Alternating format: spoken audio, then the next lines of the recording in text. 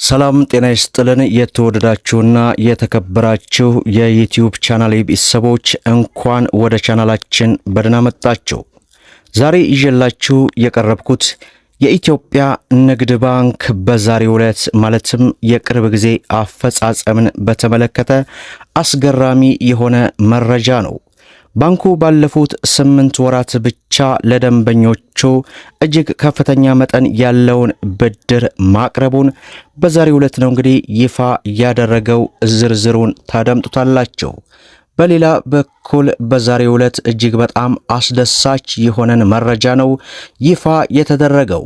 ይህም የሀገር ውስጥና የውጭ ምርቶችን በተመለከተ በርካታ ኢትዮጵያውያን ሲቸገሩበት የነበረ ቢሆንም ይህንን ችግር የሚቀርፍ አዲስ አሰራር ተግባራዊ እንዲደረግና ይህንን እንግዲህ የጸደቀውን መመሪያ ተግባራዊ በማድረግ ብቻ በቀላሉ የሀገር ውስጥና የውጭ ምርቶችን መለየት የምትችሉበት አማራጭ ተዘጋጅቷል። እንግዲህ ሁሉንም ዝርዝር መረጃ አንድ ባንድ ወደ እናንተ እናደርሳለን። ቪዲዮውን ላይክ ቻናሉን ሰብስክራይብ እያደረጋችሁ እስከ መጨረሻው ድረስ አብራችሁን ቆዩ።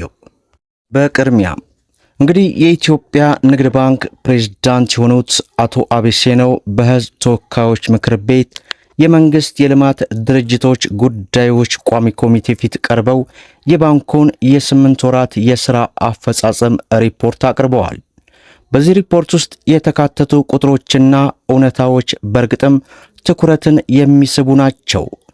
እስኪ ዋና ዋናዎቹን ነጥብ እንመልከት።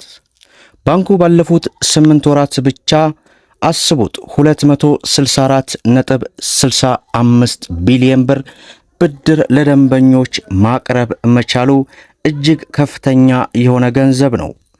ከዚህ አስደናቂ የብድር መጠን ውስጥ ደግሞ አብዛኛው ወይም 88.2 በመቶ የተሰጠው ለግሉ ዘርፍ በመሆኑም ተገልጿል። ይህ የግሉ ዘርፍ ለማበረታታትና የኢኮኖሚ እንቅስቃሴ እንዲሆን ለማስቻል ባንኩ ምን ያክል ትኩረት ሰጥቶ እየሰራ እንደሆነ ያሳያል። አቶ አቤሴነው አክለውም የባንኩ ጠቅላላ የቆመ የብድር መጠን 1.39 ትሪሊዮን ብር መድረሱን አስረድተዋል። ይህ ታዲያ የባንኩን ግዙፍና በኢትዮጵያ ኢኮኖሚ ውስጥ ያለውን ጉልህ ሚና በግልጽም ያሳያል።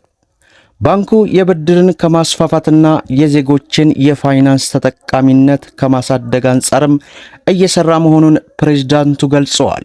ለዚህ ማሳያ የሚሆነው አዳዲስ የብድር አይነቶችን እያስተዋወቀ መሆኑና በተለይም ከኢትዮጵያ ቴሌኮም ጋር በመተባበር በዲጂታል አማራጭ ብድሮችን በስፋት እያቀረበ መገኘቱ እጅግ በጣም ተመራጭ አድርጎታል። በዚህ በዲጂታል አማራጭ ብቻ ባለፉት 8 ወራት 3.9 ቢሊዮን ብር ብድር መስጠቱንም ተናግሯል። ሌላኛው አስደሳች ዜና ደግሞ ባንኩ የዜጎችን የሥራ ተነሳሽነት ለመደገፍ በተለይም ጥሩ የመስራት አቅም ላላቸው ሥራ ፈጣሪዎች የብድር አገልግሎት ለመስጠት አስፈላጊውን ዝግጅት ማጠናቀቁ ነው። ይህ ለበርካታ ሥራ ፈጣሪዎች ትልቅ ዕድል ይፈጥራል ተብሎም ይጠበቃል። በተጨማሪም በዲጂታል የሚሰጠውን የብድር አገልግሎት ይበልጥ ለማስፋፋትና ለህብረተሰቡ ተደራሽ ለማድረግ የዝግጅት ስራዎች ተጠናቀው አሁን በሙከራ ደረጃ ላይ እንደሚገኙም ተገልጿል። ይህም በቅርብ ማለት በዚህ በተጨማሪ የዲጂታል ብድር አማራጮችን ከንግድ ባንክ ልንጠብቅ እንችላለን ማለት ነው። እንግዲህ የኢትዮጵያ ንግድ ባንክ የ8 ወራት አፈጻጸም ይህንን ይመስላል።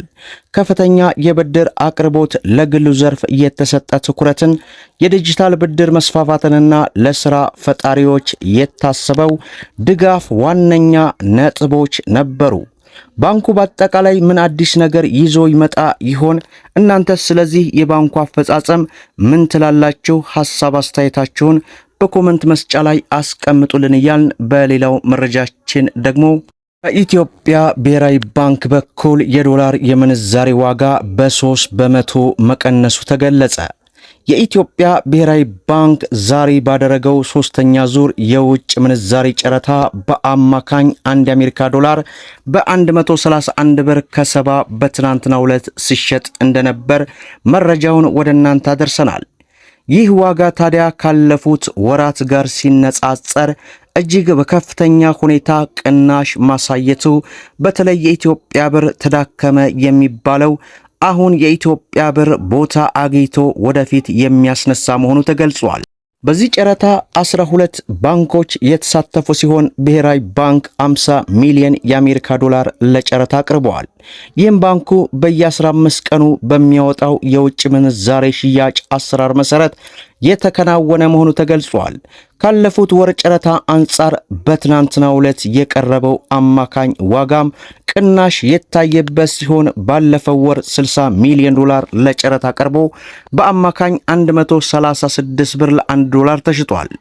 ብሔራዊ ባንክ ሰኞ ዕለት ከባንክ መሪዎች ጋር ባደረገው ስብሰባ የውጭ ምንዛሪ ሕጎች እንዲከበሩ አስጠንቅቆ እንደነበርም ይታወሳል። እንዲሁም ባንኮች በውጭ ምንዛሪ ግብይት ላይ የሚታሰብ ኮሚሽንና የአገልግሎት ክፍያ እንዳይገናኝም ማሳሰቡ ነው መረጃ የወጣው።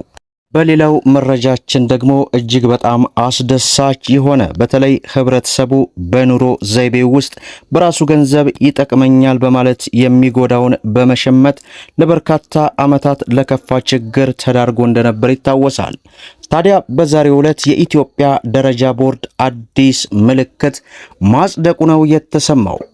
የኢትዮጵያ ደረጃ ቦርድ መጋቢት 23 ቀን 2017 ባደረገው ስብሰባ ወደ ሀገር ውስጥ ለሚገቡ ምርቶች የሚሆን አዲስ የደረጃ ምልክትን ማጽደቁ ነው መረጃው የወጣው። እንግዲህ ይህንን ምልክት ከውጭ የሚገቡና የኢትዮጵያ ደረጃ የወጣላቸውን ምርቶች ከሀገር ውስጥ ምርቶች ለመለየት የሚያስችልና በቀላሉ ህብረተሰቡ መግዛት የሚችልበት አማራጭ መሆኑ ነው የተገለጸው። በዚህም በገበያ ላይ ፍትሃዊ የሆነ ውድድር እንዲኖር እንደሚያደርግና ሸማቾች የውጭ ምርቶች ጥራታቸውን ጠብቀው መምጣታቸውን እንዲያውቁ እንደሚረዳም ተገልጿል። ሌላው በዚህ ሰዓት የደረሰን አንድ መረጃ አለ። እንግዲህ መግቢያ ላይ አልገለጽንላችሁም። በአዲስ አበባ ከተማ ባለፉት 8 ወራት ውስጥ በተደረገው የሕክምና መድኃኒትና መገልገያ ቁሳቁስ የቁጥጥርና ክትትል ስራ 61 የጤና ተቋማት ላይ የተለያየ ህጋዊ እርምጃ መውሰዱን የከተማ አስተዳደሩ ምግብና መድኃኒት ቁጥጥር ባለስልጣን በዛሬው ዕለት ለአሃዱ አስታውቋል።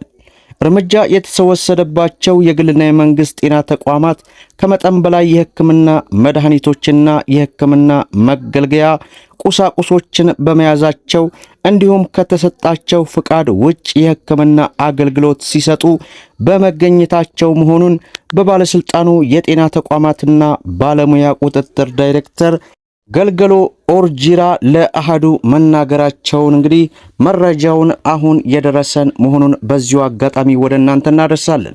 ቪዲዮውን ላይክ ሸር እያደረጋችሁ ለብዙ ኢትዮጵያውያን አድርሱት። እስከ ፍጻሜው ድረስ አብራችሁን ስለቆያችሁ ልባዊ ምስጋናችን እየሰጠን በሌላ ቪዲዮ እስከምንገናኝ ወሰላሙ አለይኩም ወራህመቱላህ።